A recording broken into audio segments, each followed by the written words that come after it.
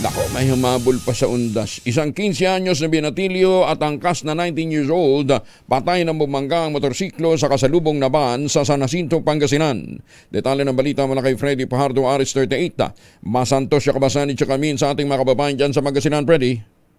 Masantos siya kabusan, Kuyang Angel. Hindi na umabot ng buhay sa Region 1 Medical Center sa Dagupan City ang magkaibigang isang 15 anyos na binatilyo na driver ng motorsiklo at 19 anyos na binatang angkas pawang mga residente ng Barangay Pantal, Manawag matapos silang maaksidente. Batay sa ulat ni San Jacinto ay si Chief of Police Napoleon Velasco Jr. naganap ang aksidente alas 3 ng madaling araw kahapon sa kahabaan ng Provincial Highway sa Barangay Macayog, San Jacinto, kung saan ay binabagtas nilang south direction nang pumasok sa kabilang linya na siya naman pagdating ng kasalubong nilang van na minamaneho ng isang 54 anyos na lalaki na residente ng San Fabian. Kaya sila nagkabanggaan at sa lakas ng impact tumilapo ng mga biktima na parehong walang suot na helmet kaya napuruhan ang kanilang mga ulo dahilan ng kanilang kamatayan. Nabatid na galing umano sa inuman ang mga biktima at papauwi na sana sa kanila sa Manawag nang maganap ang aksidente. Hindi naman nasugatan ang van driver na ngayon nasa kustodiya ng San Jacinto Police Station para sa kaukulang disposisyon.